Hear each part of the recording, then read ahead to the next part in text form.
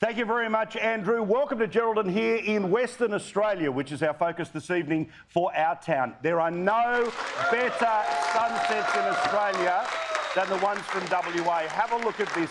It's taken us a couple of years to get here for obvious reasons, but to the good people who live here, you know this is a spectacular sight. The sunset here, there's nothing like it. Every opportunity you get to go and see that. That is a live shot right now from the other side of the country. The beautiful side of the country that we have been, broken apart for too long, but we won't talk about the bloke who tucks his shirt in too tight. We've got plenty to celebrate tonight about a wonderful part of regional Australia, and we'll get to all of that very shortly. But first, as always, my observations of the day. Now, I keep talking about inflation every night on the show because it's what matters. The idea that everything costs more matters. The idea that everything that costs more will eventually lead to even higher interest rates, which means that you're in this horrible cycle that goes on for a long time. Now, yes, there are things that are cyclical. Yes, there are things that are international. But last time I checked, we actually have a government in this country. Yet they expect no responsibility whatsoever. Now, they say, oh, well, we're brand new. We're new to the scene. Nothing to see here. But what about this?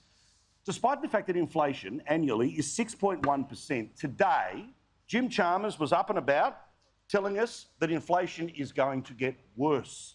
In fact, it is going to get worse for the rest of this year. It'll get worse next year. And the best chance of being able to do anything about it will come in 2024. Now, this is extraordinary because unlike, dare I say, the weather or the global climate, one thing that a federal government has absolute responsibility about is the economy of our country. To know that somebody who has just taken the job of being in charge of our economy is essentially saying, don't look at me, I'm not here to do anything about it, is of course absurd. But amazingly, people are starting to notice that the federal government's act is wearing very thin. When inflation is the highest that it has been in a generation, and if it continues to go as bad as they may suggest, it could be the worst it's been in 31 years. But what is the attitude of the federal government? Their attitude is a little bit like that bloke from Mad Magazine. What, me? Worry? Well, yes, because the people who pay their wages are actually seeing less money in their bank account as a result of inflation. If you haven't got a pay rise, yet everything costs more, then your capacity to spend every dollar that you work your backside off for, or you saved for, or you get from the government because you're on a fixed income as a pensioner, well, you're going backwards. So at a time when you are going backwards at the fastest rate in a generation, with a chance of it getting worse and not getting better until 2024, it's not good enough for the federal government to turn around and say the same thing over and over again. Now, just to prove this point, we went through the archives today, and this is the attitude of the Federal Treasurer, the person responsible for Australia's economy, on the 25th of May. Skyrocketing inflation, which is expected to get worse before it gets better. On the 10th of June. When it comes to this inflation challenge, which will get worse before it gets better. On the 21st of June.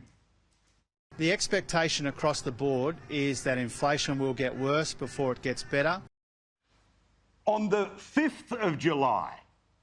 Inflation will get worse before it gets better. The 13th of July. Inflation will get worse before it gets better. The 16th. We expect this inflation challenge to get worse before it gets better. The 18th of July. So that will make the real wages situation worse before it gets better. And on the 20th of July. This inflation problem is going to get worse before it gets better. Oh yeah, then there's yesterday. Inflation is high and rising. It will get tougher before it starts to ease. This is extraordinary. The person who is responsible for the Australian economy is pretending that he is a passenger, that he has no role whatsoever in the discomfort that you are feeling every single day. Something that has felt its worst in a generation, where their promise is it gets even worse from here. Now, I talk about this because we're the only people in the media who seem to notice that at the federal election, the Labor Party all day, every single opportunity that they had, talked about how Australians weren't getting a pay rise and everything was costing more. A cost of living crisis. A cost of living crisis that they are now responsible for fixing. And while nobody has an assumption that they can do anything in a couple of weeks, they have to do something more than just tell us the problem's going to get worse. Can you imagine if you pick up the phone, when your house is on fire, you call the fire brigade, they turn up and say, geez, this is going to get worse before it gets better. Oh, sorry, mate. Probably I'll look. Well, it's a two-storey joint. We'll have to wait till the middle of next year before it'll eventually burn itself out. The reality is that what they are going to try to do here is to pretend that inflation was exclusively the fault of the previous government. But if that's the case, then it's your job to clean up their mess. But the reality is that every policy of this new government will increase inflation. They will spend more money as a government. That will increase the cost to business, be it either through higher wages for the lowest working people or, say, in the aged care sector. They want to increase pay for people in the aged care sector by 25%. That's what the unions want, and as we know, Labor are the unions. Now, nobody has a problem that people who work in aged care deserve a pay rise, but what is going to be the flow-on cost to you as you have somebody in aged care or might be going into aged care if the cost of every single worker is 25% more? What's going to happen when tens of billions of dollars are spent by this government, which doesn't come from a surplus, it comes from a deeper debt? Put simply, Australia's debt gets worse when we spend more than we earn. And we will continue to do that for a long time. But we keep being told that magically, when this mob spends more, it's because it's the right things to spend money on. But the fundamentals remain the same. If the cost of doing business in Australia is going to get worse in the next few years, it means that the cost of goods will get worse in the next few years. Now, it's not any government's fault that there were floods or there are fires, that there's a shortage in things like lettuce. But let's be honest. In 2022, we have a federal government that is a complete snake oil salesman when it comes to the economy. They demanded a change in the person who was going to put out the inflation fire, yet when it was their job, guess what? They don't hold a hose. And unlike the situation that they scandalised with the former Prime Minister, this is their responsibility. This is the fire that they have to put out. I can't believe I agree with the screaming crazy cat lady Jackie Lambie, but the truth is, if this keeps happening, we will head towards a recession. We will get into a world of pain. And the reality is that when normal people's wages are going backwards, our cost of living goes up and our quality of life goes backwards. Was that the expectation that you had if you decided to vote for this mob? I think not. But it is the consequence of this mob in power.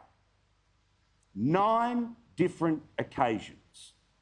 Jim Chalmers believes that his response to inflation is to just tell you how bad the problem is and cover his ass by saying the problem will get worse. Well, imagine if that was their pitch before the election. Vote for us because we will observe the problem. Would you hire anyone to come round to your house and fix a problem if all they were going to do was observe the problem? No. Instead, they used cost of living as a battering ram and the Australian public agreed. The Australian public agreed that cost of living was out of control, that we were in a crisis. Well, guess what, kids? The crisis is worse after a couple of months of this mob, and the promise is it doesn't get better, not the rest of this year, not all of next year, but the middle of 2024. Where was this as the headline news today? Where was this on your 6 p.m. news? Where's this on the front page of tomorrow's paper? It is a complete abdication of responsibility. And I don't care that they are full of themselves and that they think that they will be in power for the next 35 years because The Guardian tells them so. Let me make a very clear prediction. If these people don't deal with this, Australia will kick them out at the first opportunity. Because if you promise to be the solution to a problem, you might as well actually come up with a solution. Otherwise, Jim Chalmers, you are the problem. Albanese, you are the problem. Tiffany Teals, you are the problem.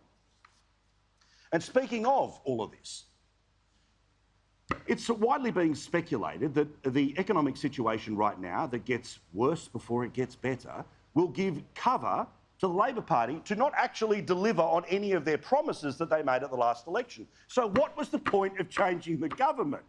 Remember, these were the people who said that when they made promises about swimming pools being upgraded in their local area, that if they don't pass the bureaucrat test, then despite the fact that you voted for those promises, they don't have to actually deliver them. And now, because of the budget situation and the economic situation, they may not have to deliver on other promises. As was observed by one of the people in the Canberra Press Gallery today, make no mistake, Chalmers' economic statement was all about politics. It has set the scene for a tougher October budget and provided well-worn template as to why costly election promises will be broken.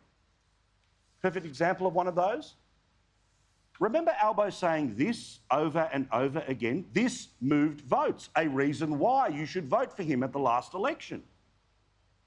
Under a Labor government, every aged care facility will be required to have a registered, qualified nurse on site 24 hours a day, 7 days a week. Well, get ready for the fine print, kids. Guess when this policy will be delivered? 2024.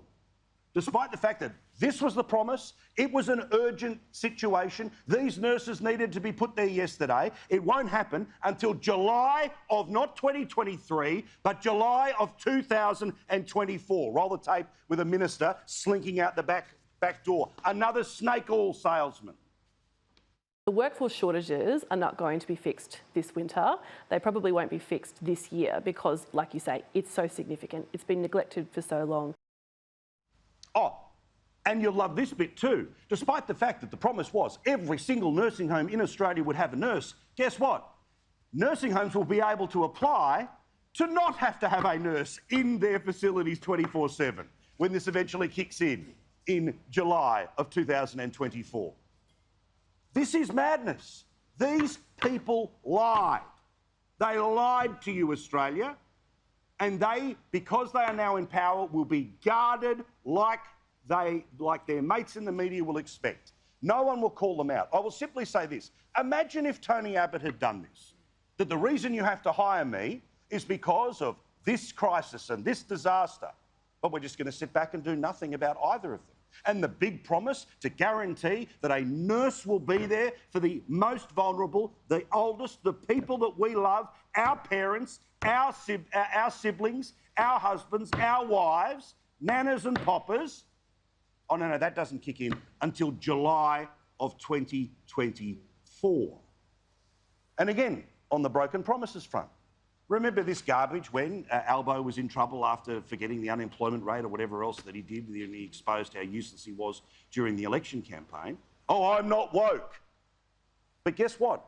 The very first opportunity the Labor Party has had when it comes to how our parliament works is, guess what? The atheist who is the president of the Senate wants the Lord's Prayer gone from the start of every single proceeding, of course, to be replaced by the oh-so-respectful and repetitive welcome to country business. Again, none of this promised before the election. It's like those local councils that turn around and say, that's it, we're going to give the arse to Australia Day, but this was never mentioned during the period of time when they were trying to get your vote. So how can you not conclude that they were lying to you? How can you not conclude that they were great at politics? No one can pretend that's not the case. They won. It's binary. You win or you don't. And they won. But they clearly won based off a lie. Getting people to get so fired up that there were, and I don't joke about this, in the couple of weeks before the federal election, 94,000 mentions in the media of cost of living. Does it feel like 94,000 times anyone talks about cost of living anymore? No, because apparently that's all gone away, despite the fact it's getting worse. The crisis in aged care that must be dealt with by nurses that you won't get until 2024, maybe. And one thing that's also very clear about Albo that nobody else will say, but the reason you watch this show is because you know I will say it, which is the Prime Minister has a glass jaw. Now, he may well right now think that he's king of the hill, he will rule forever. He's already planning a 5th, 6th and 78th term as the most awesome Prime Minister of all time. But this bloke can't take the most obvious of criticisms. Perfect example. Peter Dutton, who's had a great first week in Parliament, if you're actually paying attention to what's going on, not what the Guardian, Twitter and the ABC tells you is going on, is that he decided to go in hard against Anthony Albanese's position to get rid of the cashless debit card, that all of this is about appeasing woke wankers rather than actually taking care of people who can't manage their own money, because if they get a fistful of dollars, they'll put it through the pokies, as opposed to money from the rest of us, welfare, to make sure that they can have food on their table. Here is Peter Dutton having a go at the PM. The Coalition strongly supports the cashless debit card for welfare payments to working age recipients where alcohol and drugs are a problem. Prime Minister, to please an inner-city woke audience, you've abolished the card. It will result in higher instances of domestic violence. So how did the oh-so-popular, brand-new form of politics where it'll all be about consensus and never get annoyed? Well, he's got a glass jaw, and it got cracked. An important distinction between our attitude and the attitude of those opposite. Not a patronising position that says we know best. And then the very serious concern that Australians have when it comes to foot and mouth right now, that if foot and mouth makes it from Indonesia to Australia, the agricultural sector will be destroyed here. People who live in regional Australia, this is a matter of financial life and death, and for obvious reasons, our entire economy. This is a great vulnerability. Questions asked by the National Party today. Foot and mouth disease will cost the Australian economy $80 billion and hit everyday family budgets for milk and meat. Does the Prime Minister agree with Labor Agriculture Minister Alana McTiernan's statement that F&D won't be catastrophic and that milk and meat will actually be cheaper? So what was the reaction today? To say, look, we don't agree with you that it's as bad as you think. We've put down all of those antiseptic mats at all the airports. No. How's this for a low blow from the glass-jaw government? They talk about foot and mouth disease. The member for Page. People coming in and where the shoes have been checked off enough. This is the same mob that let the Ruby Princess come in. A bit more noticeable than a pair of shoes was docked at Sydney Harbour. Everyone got off and brought COVID in. That was on your watch. Seriously? The Ruby Princess is what he's throwing around. Well, I see your Ruby Princess and I raise you Victoria and 900 people dying because of the way that Daniel Andrews ran the I know nothing response to hotel quarantine. But of course, nothing to be said, nothing to be seen. The bloke has a glass jaw. Now, lots of people are giving their first speeches in the Parliament this week, including, of course, the amazing Jacinta Price. That speech will go down in history. She has achieved more in her first week in Parliament than many will achieve in an entire career. You talk about having a set of stones, she's got them because she has been able to confront some of the serious stuff that needs to be discussed. It would be far more dignifying if we were recognised and respected as individuals in our own right, who are not simply defined by our racial heritage, but by the content of our character. Yeah. She's an absolute rock star. At the other end of the pond, at the very shallow end of the pond, the Tiffany Teal independents, who all pretend that they're living in some sort of fantasy land that, of course, rich people live in, while the rest of us live in a world where inflation is going to get worse until 2024. To those who have dedicated their lives to education, to science, to the arts, to the caring professions, Kooyong voted for you. But my name suits me. It's quintessentially Australian with a quirk.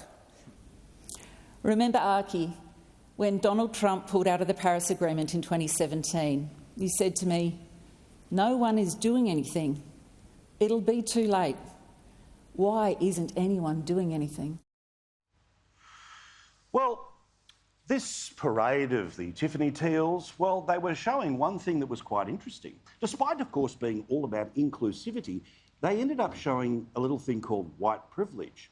You see, there is another member of the crossbench who joined the Parliament this week, and her name is Di Lee.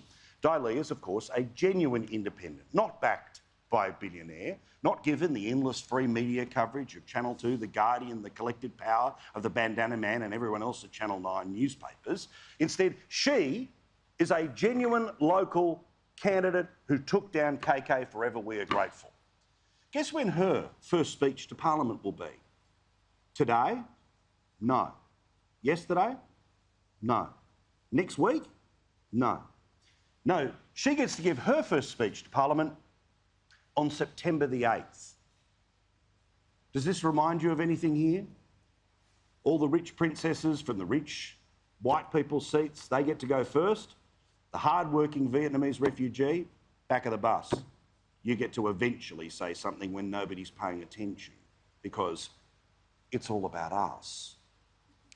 Let's get into a great show here as we celebrate Geraldton. And I tell you what, Claire Todd-Hunter is somebody who has spent plenty of time in this region and tells us about many of the wonderful things in this great part of Australia.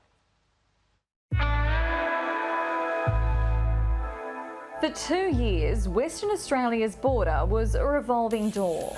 We turned WA into an island within an island. Constantly opening and closing to jurisdictions whenever transmission was recorded, before eventually isolating itself as the rest of the country learnt to live with COVID.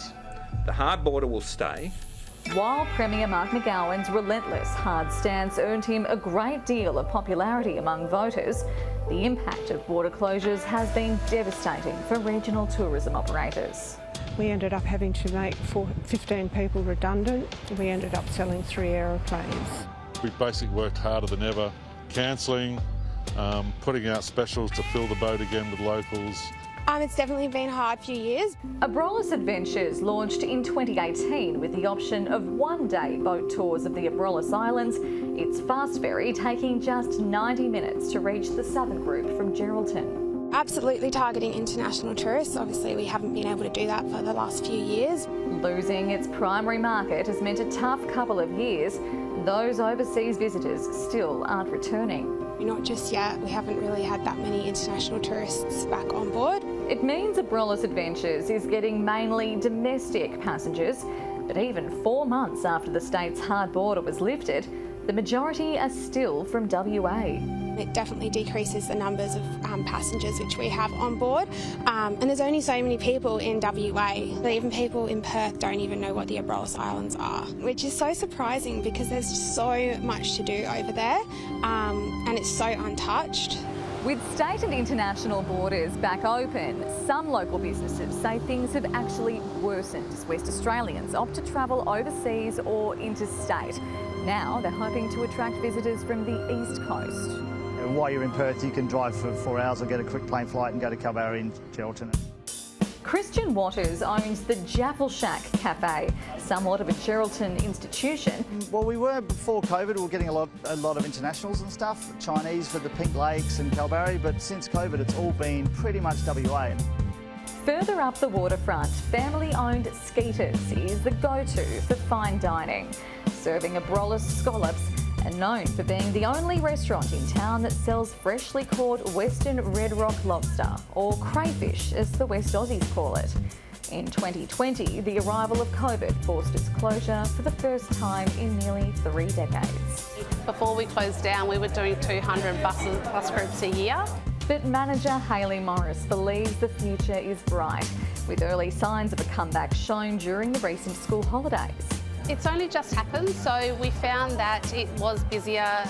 Eastern States has their holidays a week before us, so we did find it become quite busier in that week beforehand. We've got our booking system shows where they're all coming from if they book online, and we can tell from the locals, and being a small town, you can sort of look around the room and I can tell who's from town and who's not.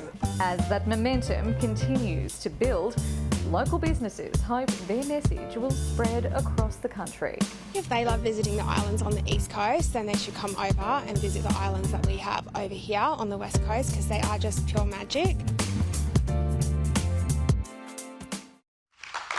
It is a magnificent part of Australia, and two blokes that are very passionate about it. Shane Love, who's the Deputy Opposition Leader here in WA, and Styn, who is the Geraldton Mayor. Lads, hello, and thank you very much for having us. Very excited to be here. Representing a place like this, obviously complicated, but obviously a wonderful joy as well. Tell us what it's like to be the Mayor of this beautiful part of Australia. Look, not only do you get to be the Mayor of a wonderful coastal city, the island archipelago at the Brollis Islands, 122 islands, but also a good 160 kilometres out east, the wildflowers are just about to come into bloom. So much diversity, so much to see here, and a wonderful 40,000 people to celebrate it with. Good man. I should mention, by the way, we're in Rocks Laneway right now, which is a great council-owned space, community-owned space. Thank you. Ratepayers-owned space, as the audience was telling me before. Colours here represent all of the wildflowers that are, as you say, about to go into bloom here. Shane, again, this sort of a region, it's something where, like anywhere, there are people who have all sorts of different types of life, but also for the rest of the country having a look in here, this is a place that has got an awful lot to offer. What do you think makes it stand out compared to even the rest of WA? I think just the proximity of great farming land right next to coastal areas, a large regional centre like Geraldton within it, and then the diversity of the small communities which surround Geraldton and up to Kalbarri and right up the Midwest area. It's a great diversity, wonderful place for families, and it's got a great mix of lifestyles. Well, also the idea that, and it goes without saying, but I will say it anyway, love WA, as we mentioned, and we were so lucky to get a great shot at the start. The sunsets here, nothing like it in the entire world, right? But for obvious reasons, we couldn't get here. We couldn't get here and we were locked out. But even then, Shane, you were mentioning before, you were locked out from the rest of the state at a particular period of time, which is absurd because last time I checked, there's an awful lot of space that way, and that way. Yeah, you wouldn't believe it. We had the army stopping people from Geraldton going into Perth, while Perth people could enjoy Margaret River and all the wonderful things down south. And if they were just able to drive around us enough, they could go up into the northern areas, into the Pilbara. But we were a cave in a cave, and we had to stand up for ourselves. On the bright side, though, we did get to be the last people that were allowed to stand up and drink. Oh, because sitting down and drinking was totally banned. And we became a tourist attraction a bit later in the piece. Yeah, I remember that. Yeah, remember when councils always put a little sign up saying "Tidy Town Winner." Now you can talk about the last place to stand up drinking. But again, and look, I get the politics and all the rest of it here, but I hate one of the things I hated most about COVID was that we stopped being Australians and we started becoming, separate countries within countries based off states and even regions within the states. It feels like the scars of that are going to go on for a long time, Shane. So how important is it, again, for everyone watching us, be it in the middle or on the eastern side of the country, come back to the other side of the country, come visit, come have a look? Yeah, look, that's right. We want people to come. We want people to come and visit and feel confident that they can come and go home again. Yeah. And that was the problem before, of course, because if you left the state, you might not get back in. And we had this situation too, which had been where we had the police deciding whether or not someone could come in on compassionate grounds. And as MPs, our officers were just hammered with people trying to get relatives in, go and see sick relatives in the east, or get workers in as well. So that was the biggest workload that my staff have ever had, just on those few issues alone. So then, Shane, tell us about, as always, whenever we go outside of the big cities, mayors are always saying, hey, come, don't just visit here, come live here, right? There's plenty of jobs, plenty of things on offer. What are the sorts of things that are on offer for somebody to up and leave and call this joint home? Look, and that's been one of the things, I guess, in one regard about all things COVID and the lockdowns, people actually getting to come to Geraldton and having a look around, as everywhere was too hard to get to and the like. But we're a very diverse economy. Nothing's more than 16%, no industry. We're not a one-trick pony here. If you want to be a farmer, you can do that. You want to run a bar, you can go and do that. We have everything available. You can bring your partner no matter what that involves. Health services, government services. There's opportunity abound in employment and, wonderful places to live. And I tell you what, housing prices, they're about half that of Perth. They're about a quarter of that of Sydney. We pay more. We're in. Now, by the way, I was listening to you this morning on Triple M and the local radio station, and you're about to do a bit of celebrity boxing or MMA fighting. Because whoever you're up against, good luck. All right, this bloke's a massive unit, so I don't know. Good luck. You're going to punch on for fun? Yes, I've been travelling around WA, taking on a bit of amateur boxing. Recently fought in Kalgoorlie about Big Tom the Wrecker, and we'll be hosting Fist of Fury 3 next Saturday, Saturday week, August 13, Active West Stadium. Be there to see, be trying to maintain the Midwest title.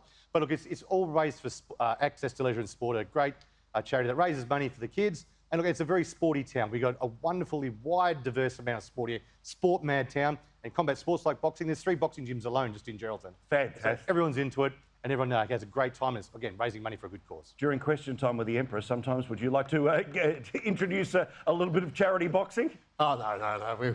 We're very civilised on our side of politics in that. Good stuff. Shanes, collectively, thank you very much. Nice to talk to you, and so good to be here in Geraldton. Thank you very much. All right, plenty more to talk about here, live on Paul Murray Live here in Western Australia. So glad to be back here, and we'll talk a bit more tourism in a second here. Make sure you put this on your bucket list. It's a beautiful part of Australia. More in a second.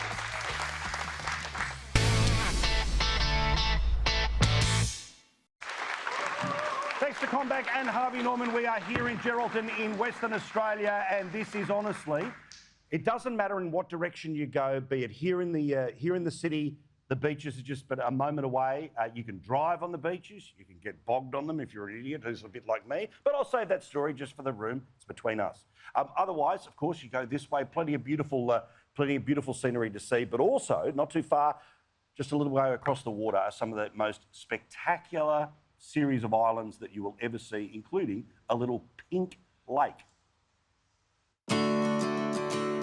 Rich in maritime history and bathed in around 164 days of sunshine per year, Geraldton is an adventurer's paradise. It's home to the Memorial of National Significance, a moving tribute to HMAS Sydney 2 and its 645 crewmen, with breathtaking views of the Indian Ocean sunset. And world-class Coral Coast beaches, known for fishing, water sports and wildlife. Everything's sensational. The coral, the stuff you see from the air, the swimming you can do, it's next to none. This week is a significant one for Geraldton Air Charter. After more than 25 years of providing scenic aerial tours, one of Western Australia's first female pilots, Wendy Mann, is handing over the reins.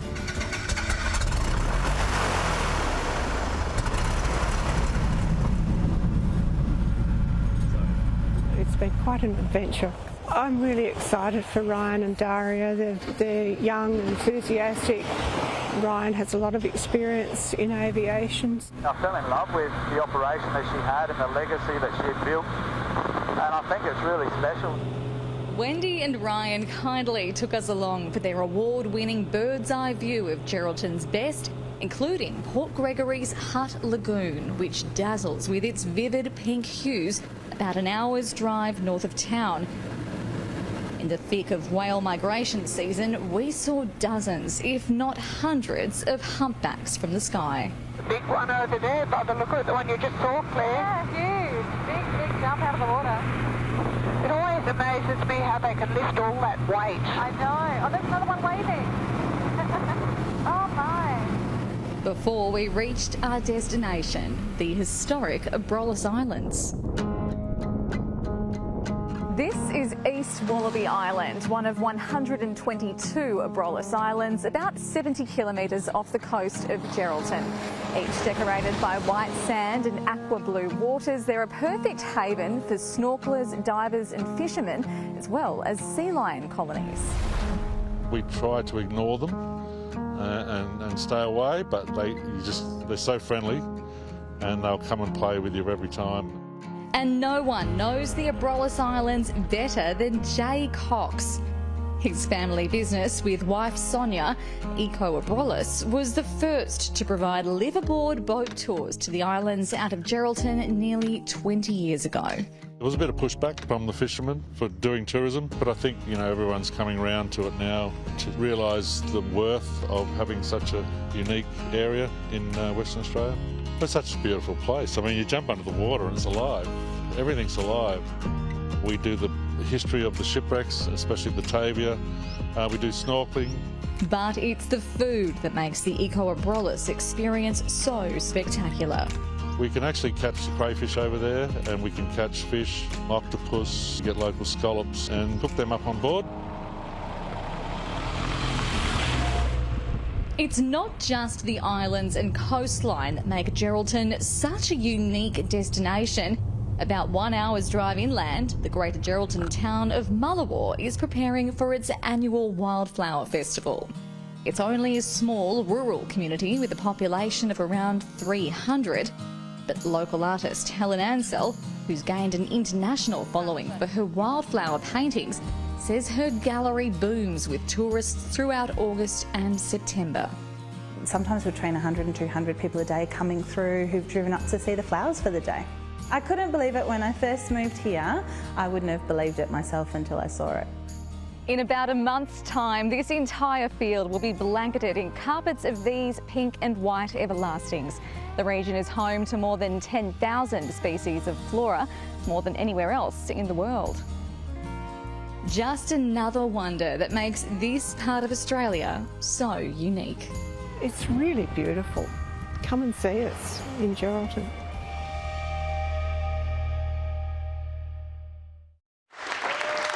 Thank you, Claire. What a beautiful part of the world. And Jay and Wendy, who you saw in the package, join us now here at the desk. Your TV stars now. You have the best view of this incredible part of Australia. Do you notice the little changes week to week, month to month? Are there little things that still surprise you when you fly over those beautiful islands? Oh, the Abrolhos is just beautiful to fly over, and each day has a slightly different mood. So yes, there is always something different to see. Particularly at the moment, we've had so many whales that are migrating north. That's quite exciting to see. Do you know, Jay, the very moments when you know people are going to, you know the ooh-ah is coming up in a couple of minutes, and does it still always make you smile? Oh yeah, I love doing my job. Obviously, we see different things every day, and every time we're out there. And yeah, what brings joy to us is pleasing everybody and showing what a wonderful place we have over here. Obviously, I mean, this is the thing. This is a world-class tourism offering that you guys have. I've got to say, we've been to places all over the country, even Cairns, Great Barrier Reef, and I've got to say, what you guys offer is the equal, if not better, of those traditional places people will go and have a look at. The joys of the West are something that a lot of people back east just don't understand. They don't understand that there is a whole, I mean, as I keep banging on about sunsets, let alone everything else. But again, for you, what are the parts of the job that you enjoy the most in the oohs and ahs? Oh, I think it's showing the people the beauty, and we certainly do get lots of oohs and ahs. I mean, the southern group of the islands is spectacular to see from the air, all the coral. There's always lots of marine life. We often see sharks, dolphins, stingrays, manta rays. And you hear people go, like you just said, yeah. When they see those from the air. And then when we land, just to walk down to the beach is spectacular. Come over the sand hill and then you see this beautiful blue, green of the sea, the white of the sand. Then when we take them snorkelling, the reef is beautiful there at Turtle Bay. We're really lucky. It's a lovely little reef, the only reef that's accessible for people that fly out on our tours.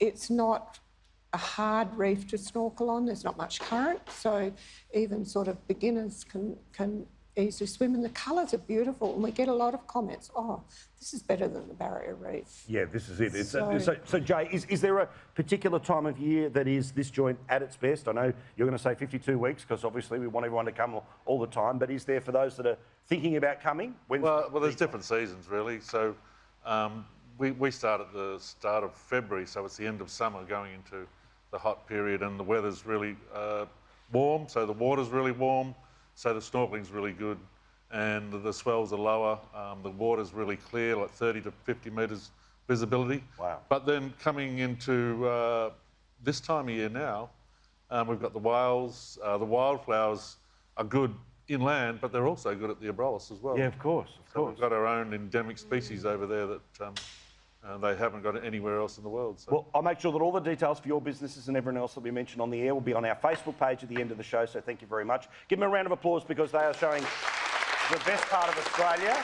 to the rest of Australia. Thank you, Jay. Thank you, Henry. I appreciate it. All right. Now, of course, yes, with the economic doom and gloom, it is a reality for many. But here in regional Australia, things are booming. In fact, Harvey Norman's businesses are absolutely surging all over the place, so much so that they are expanding their footprint across regional Australia. More than 400 kilometres, or a 4.5-hour drive from Perth, the arrival of Harvey Norman was a game changer for Geraldton when it opened in May 1998. It just gives opportunity for people that they don't have to travel, like we can be quite self-sufficient in a regional town. Credited with creating jobs and bringing high-quality products to the town, it's now investing in Geraldton further. I think that it's going to be fantastic, creating local opportunity and training for younger people. Nina Say has been part of the team for 10 years, but her ties to Geraldton go back decades. I was born in Geraldton. My family have been in Geraldton for over 40 years. My dad's a local cray fisherman. She's worked at several Harvey Norman stores across the state before coming home. For proprietors Flavia and Alison, they can't imagine living anywhere else. There's not many places in the world where I can go to the gym in the morning, then go to the beach and go for a paddle on my board and then still get to work at 8:30. Everything here is just amazing. People are lovely. We've just got a really laid-back town and people are just friendly and welcoming. While WA's hard border left the state largely untouched by COVID restrictions, the pandemic has seen an increase in people moving away from capital cities around Australia to live and work in rural and regional towns. For anyone considering a move to Geraldton, this is the message from locals. It's just probably the best move anyone can have. People are just really lovely and they will welcome you. We're not confined to peak hour traffic and losing so much time in your life when time is precious.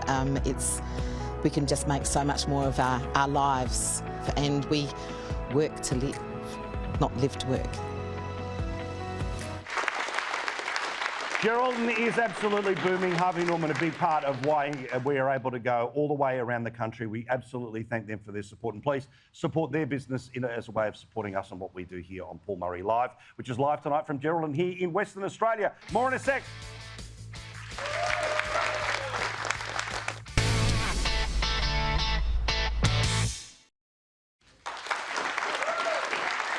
There was a false start for applause, but Rob, our floor manager, got you there. Thank you very much to everyone here in Geraldton. And I can tell you what, again, regional Australia is booming and the Commonwealth Bank is at the absolute front line of that boom. Regional Western Australia is booming. From building and construction to agriculture and resources, there has never been a better time to do business in the Midwest than right now. And there's nothing better than an Aussie business doing well. Meet Todd West from Glasgow, WA. And his family business here in Geraldton is booming. We're a 60-year-old business, family business. My father started it. At the age of 15, I became an apprentice and took over the business around 25. We've got 30 employees. We operate from Jurien Bay all the way up to Broome, delivering glass, delivering fabricated products in the Midwest, but also up into the Northwest. We deal with residential builders, commercial builders. We also supply wholesale glass to every single glazier basically between here and Broome. And despite recent challenges, business has never been better. Look, this year's been an exceptional year, like even with COVID. Certainly from a financial perspective, we've seen a huge pipeline growth. We have a very strong pipeline in the Midwest. The Midwest itself is booming. Geraldton for a long time has always had steady growth, but what we're seeing at the moment now is exceptional growth. And it's a community effort around here. Todd's been able to manage the growth of his business with strong support from other locals. The CBA, we've been with them for the last 50 years, have been on that journey with us. We needed a lot of money to build this facility, a lot of money to house it with quality assets. And yeah, basically they were there and been with us all that time, so can't speak highly enough of CBA and the products they have and the people they have. Another passionate Geraldton local is Jason Bunter. He's one of the great people who is keen on helping other local businesses evolve into great Aussie success stories like Glasgow, WA. We've been certainly supporting now and involved in supporting regional WA for over 100 years. So, you know, that's certainly something I'm really proud of.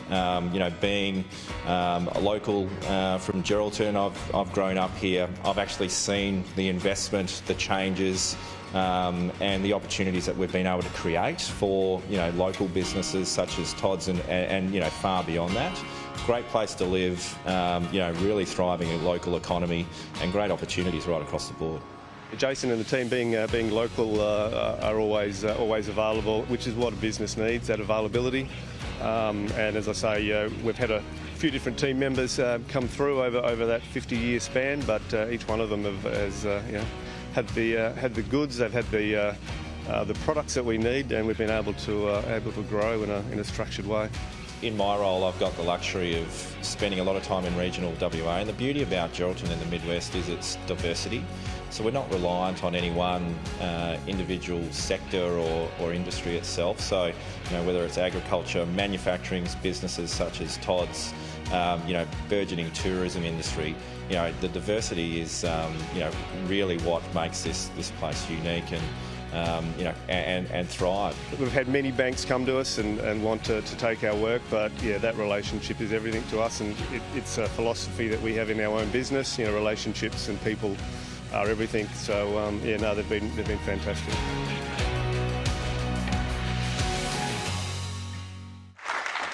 Meat tray time. It is her chance now to win Paul's meat and the good people of Geraldton. Now, Mick Davey, thank you very much for this incredible tray of meat being modelled right now by the lovely Rob. And the winner is Green C27.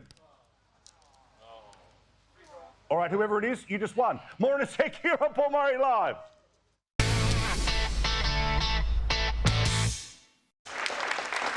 Lucas wins the meat tray. Well done, mate. Now, I want to introduce you to two people who've got a great story and a great product to talk about here. Stephen Richards is with Latitude Jewellers. All of these pearls, locally, of course, sourced. Damien Healy is with the Volunteer Marine Rescue, and they were in the news this week. But let's start with you first, Stephen.